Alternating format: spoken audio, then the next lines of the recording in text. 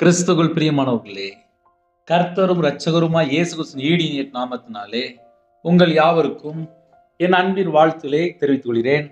தேவனர்லி அப்பம் prayer ministry மூலியமாக உங்களோடு சந்திப்பதில் மிகுந்த மகிழ்ச்சி அடைகிறேன். தினம்தோறும் புதிய நாளுக்காக பரிசுத்த வேதத்திலிருந்து ஒரு வாக்கு தத்தங்களை தேவனோட நாம மகிமைக்கென்று நாம் தியானித்து புதிய நாளுக்காக நாம் ஜெபிக்கிறோம். இந்த நாளிலும் தேவன் நமக்கு தருகிற வார்த்தை 27ஆம் சங்கீதம் 5ஆம் வசனத்திலே, தீங்கு நாளில் அவர் என்னை தம்முடைய கூடாரத்தில் மறைத்து என்னை தமது கூடார மறைவிலே ஒளித்து வைத்து என்னை கண்மலையின் மேல் உயர்த்துவார். ஹல்லேலூயா. கிறிஸ்துவுக்குள் பிரியமானவர்களே, அவருடைய கரத்துக்குள்ளே அடங்கி இருக்க வேண்டும். 24 மணி நேரம் வாழ்க்கையிலே எந்த மனுஷன் நமக்கு எப்போ தீங்காக மாறுவான் நமக்கு தெரியாது. நம்ம கூடயே தான் இருப்பாங்க, ஆனால் என்னைக்கு சத்துருவா மாறுறாங்க அது நமக்கு தெரியாது. உன் வீட்டாரே உனக்கு சத்துரு என்று எழுதப்பட்டிருக்கு. ஒரு குடும்பத்துல ஒரு ஐயா ஜெபிக்க வரும்போது சொன்னாங்க, சொந்தக்காரங்க எல்லாத்தையும் ஏமாத்திட்டாங்க, சொத்தை ஃபுல்லா ஏமாத்திட்டாங்க, இப்ப லாஸ்ட் நாங்க ரொம்ப கஷ்டப்பட்டுருக்கோம் அப்படின்னாங்க. இன்னொரு குடும்பத்துல எங்களுக்குள்ள சொத்தை பிரிச்சு தர மாட்டுக்காங்க, அதனால எங்க வீட்டுல ரொம்ப வறுமை, ரொம்ப பிரச்சனை அப்படின்னாங்க. அப்ப என்ன அர்த்தம் அப்படின்னா, கடைசி காலத்துல உன் வீட்டாரே சத்துருவா காணப்படுறாங்க. நீ எத்தனையோ குடும்பத்துல என்ன பிரச்சனை வருது அப்படின்னா, வீட்டிலேயே நமக்கு பிரச்சனை ஆரம்பிச்சது. தீங்கு நாளில் சில குடும்பத்துல கூடயே இருப்பாங்க, ஆனா வசமா கீழே ஒரு வெடிகுண்டு மாதிரி வச்சிருவாங்க, வெளியே தெரியாது. இவங்க பார்த்தா புலம்பிட்டு இருப்பாங்க, எப்படி இந்த பிரச்சனைக்கு யாரு காரணம் யாரு காரணம் யாரு காரணம் சொல்லி புலம்பிட்டு இருப்பாங்க. இதெல்லாம் எப்போ தெரியும் அப்படின்னா, நமக்கு ஒரு பிரச்சனை வந்த உடனே ஐயோ ஆபத்து வந்துட்டு, ஐயோ தீங்கு நாள் வந்துட்டு அப்படிம்பாங்க.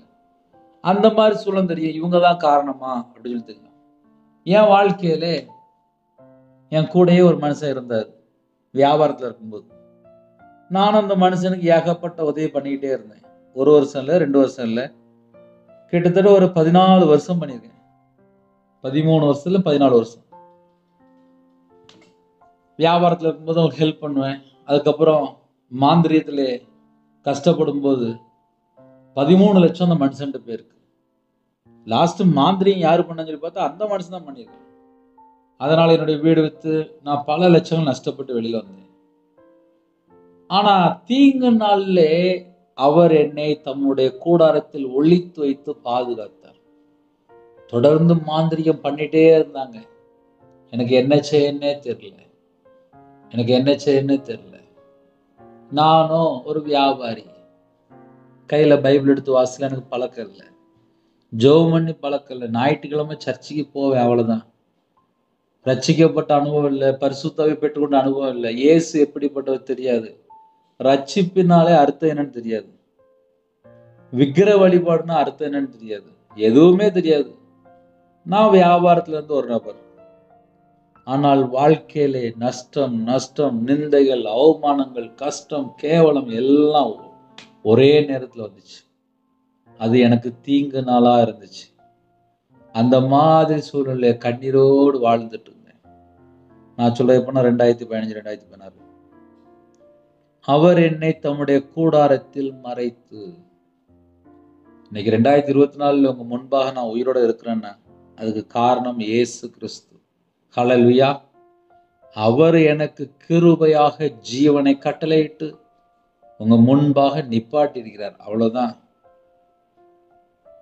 என் வாழ்க்கையில நான் கர்த்தரை விட்டு தள்ளி போய் வாழ்ந்த ஒரு பாவி, ஆனாலும் இந்த பாவிக்கு கிருபை தந்து தூக்கி எடுக்கிறார்.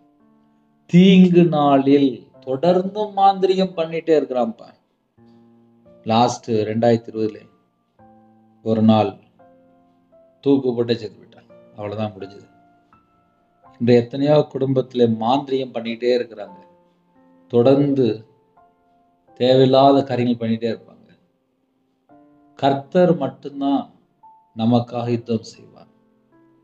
சில குடும்பத்துல யோசிப்பாங்க, என் வாழ்க்கையில எனக்கு என்ன பிரச்சனை என்ன பிரச்சனை என்ன பிரச்சனை, நமக்கு பின்னாடி சத்துரு நிக்கிறான். ஒரு குடும்பத்துக்கு பின்னாடி யார் நிக்கிறான்னா சத்துரு நிக்கிறான். பல பிரச்சனை, பல உபத்திரங்கள், பல பாடுகள் வழியா கடந்து போயிட்டு இருப்பாங்க. ஒருவேளை என்னுடைய வாழ்க்கையில தீங்கு நாள் போல காணப்படுதா? இன்னைக்குள்ள வாக்குத்தத்தம் என்ன? அவர் என்னை தம்முடைய கூடாரத்தில் மறைத்து, அவருடைய கூடாரத்துல மறைத்து வைத்ததுக்கு அப்புறம் எந்த சத்துருவும் தொடர முடியாது. ஹல்லேலூயா. என் வாழ்க்கையில நான் நேரடியா பார்த்திருக்கேன். ஏன்னா மாந்திரியம் பண்ணிட்டே இருக்கிறான். நான் சர்ச்சில் போய் ஜெபம் பண்ண ஆரம்பிச்சிட்டேன். கையில பைபிள் எடுத்து வாசிக்க ஆரம்பிச்சிட்டேன். நான் உயிரோட இருக்கேன். எனக்கு மாந்திரியம் பண்ண அவனே செத்து போயிட்டான். ஆனா என் வாழ்க்கையில கொஞ்சம் நஷ்டம் வந்துச்சு, அவ்வளவுதான். ஆனா நான் கையில பைபிள் எடுத்து வாசிக்க ஆரம்பிச்சுக்கு அப்புறம் தான் தெரியுது, வேதம் சத்தியம். அவருடைய வசனங்கள் எல்லாம் ஜீவனுமாயும் ஆவியுமாயும் இருக்கிறது. அவருடைய வார்த்தை எனக்குள்ளே வரும்போது கிருபையாயும் சத்தியமாயுமாய் எனக்குள்ள வருது. அவருடைய வார்த்தையிலே வல்லமை இருக்கு, ஜீவன் இருக்கு. அந்த வார்த்தை நம்ம இதயத்துல வரும்போது நம்ம வாழ்க்கையில எல்லா பகுதியிலுமே ஒரு மாற்றம். என்னோட வாழ்க்கையில கர்த்தர் தூக்கி எடுத்தார். நம்ம எப்படி சொல்லலாம் அப்படின்னா, நாற்றமான ஒரு வாழ்க்கை அப்படின்னு சொல்லலாம், பாவியான ஒரு வாழ்க்கைன்னு சொல்லலாம், துன்மார்க்கமான ஒரு வாழ்க்கைன்னு சொல்லலாம், கர்த்தரை விட்டு தள்ளி போன ஒரு வாழ்க்கைன்னு சொல்லலாம். ஆனால் கர்த்தர் என்னை நேசித்து தூக்கி எடுத்தார். அவர் ஜீவனுள்ள தேவன். அவர் உங்களை தூக்கி எடுப்பார். ஒருவேளை என் குடும்பத்துல எனக்கு இப்படி சூழ்நிலை இருக்கே, இந்த பிரச்சனை எப்ப மாறுன்னு யோசிக்கிறீங்களா? தீங்கு நாளா காணப்படுதா? அவர் தம்முடைய கூடாரத்தில் மறைத்து என்னை தமது கூடார மறைவிலே ஒளித்து வைத்து,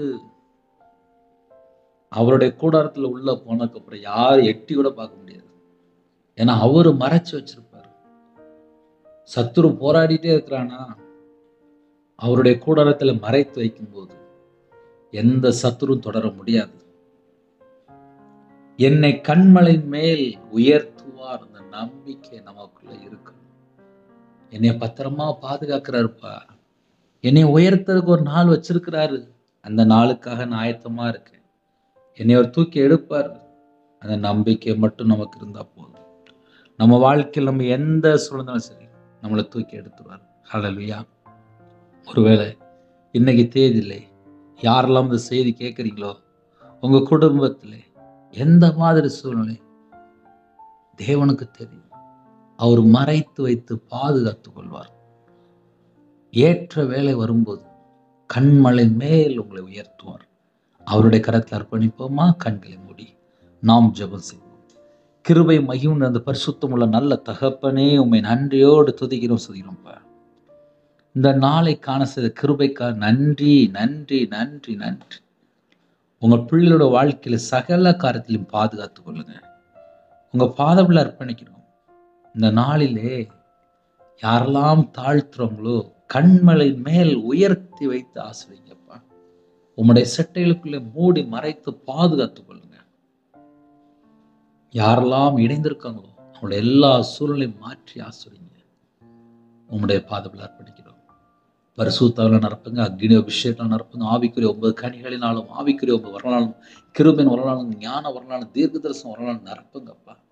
ஜெப விஷயம் தாங்க, தியானிக்கிற விஷயம் தாங்க, துதிக்கிற அபிஷேகம் தாங்கப்பா. ரட்சிப்பின் வசதி தாங்க ராஜா, நீதியின் சால்வை தாங்க ராஜா. யாரெல்லாம் தாழ்த்துறோம் உங்களோட இரத்த கொட்டைகளை வேலடைத்து மூடி மறைத்து கர்த்தர் பாதுகாத்து கொள்ளுங்க. அவங்களோட அப்பத்தின் தண்ணீர் ஆசிரியங்க, அவங்களோட கையின் கீழ் ஆசிரியங்க, அவங்களோட சிரசு மேல ஆசீர்வாதத்தை வைங்க. எல்லா குடும்பத்தையும் கர்த்தர் வேலடைத்து மூடி மறைத்து கர்த்தர் பாதுகாத்து கொள்ளுங்க. உமக்கு பிரியமானபடி நாங்கள் வாழணும்ப்பா. எங்க வாழ்க்கையில என்னென்ன குறை இருக்கோ, குற்றம் இருக்கோ, எல்லாவற்றையும் மன்னிச்சிருங்க. உமக்கு பிரியமானபடி வாழ அர்ப்பணிக்கிறோம். இந்த நாளில் எல்லா தடையெல்லாம் நீக்கி ஆசிரியங்க. யாரெல்லாம் வெளியில புறப்படுறாங்களோ உங்க பிள்ளைகளுடைய கர்த்தர் நீங்க கூட போங்கப்பா. எல்லா குடும்பத்தையும் கர்த்தர் பொறுப்படுத்துங்க. வேற வேற தேசத்துல இணைந்திருக்காங்கப்பா. அவங்களுடைய சூழ்நிலை எல்லாவற்றுமே தேவன் அறிவிங்க. 24 மணி நேரம் கர்த்தருடைய பாதுகாப்பு எங்களுக்கு வேணும்ப்பா. கர்த்தர் பொறுப்படுத்துங்க. உங்க நாம மட்டும் மேம்படுத்தும். உம்முடைய கரத்துல தாழ்த்து விடும் துதி கன மகிமையெல்லாம் ஒருவருக்கே செலுத்திடும். இயேசு கிறிஸ்து பிதாவே, ஆமென். தேவனுக்கே மகிமையுண்டாவதாக. கர்த்தர் தாமே உங்களையும் உங்கள் குடும்பத்தையும் சகல காரியத்தையும் சம்பூர்ணமாக திருப்தியாக கர்த்தர் கொடுத்து ஆசீர்வதிப்பாராக. ஆமென். கர்த்தராகிய இயேசு கிறிஸ்துவின் கிருபையும் பிதாவாகிய அன்பும் பரிசுத்தருடைய ஐக்கியமும் இப்பொழுதும் எப்பொழுது சதா காலங்களிலும் நம்ம கொடுப்பதாக. ஆமென். கிறிஸ்துவில் பிரியமானவர்களே, தினமும் ஒரு நிமிடமாவது எங்களுடைய ஊழியர்களுக்காக ஜெபியுங்கள். நீங்கள் ஜெபிக்கும்போது இன்னும் சில ஆத்துமாக்களுக்கு சுவிசேஷம் போய் சேரும். இந்த மாதம் கிறிஸ்துமஸ் மாதம் எல்லா தேவைகளுக்காக ஜெபித்துக் கொள்ளுங்கள். கர்த்தர் குடும்பத்தை ஆசீர்வதிப்பார். அது மாத்திரமல்ல, அதிகாலையில் 3 மணிக்கு ஜெபிக்கிறோம், தூங்க முன்பாக 8 மணிக்கு ஜெபிக்கிறோம். இந்த மாதம் கிறிஸ்துமஸ் மாதமாக இருப்பதனாலே அதிகாலை வேளையிலே 3 மணிக்கு உள்ள ஜெபத்திலே கிறிஸ்துவனுடைய பிறப்பை குறித்து நாம் தியானித்து கொண்டிருக்கிறோம். தூங்கும் முன்பாக இரவு நேரத்தில் 8 மணிக்கு உள்ள வீடியோவில் இந்த மாதம் நம்ம என்னென்ன செய்யணும், ஏழை எளிய ஜனங்களுக்கு என்ன செய்யணும் என்பதை வசனத்து மூலியமாக நாம் தியானித்து கொண்டிருக்கிறோம். அதையும் தொடர்ந்து கேளுங்கள்.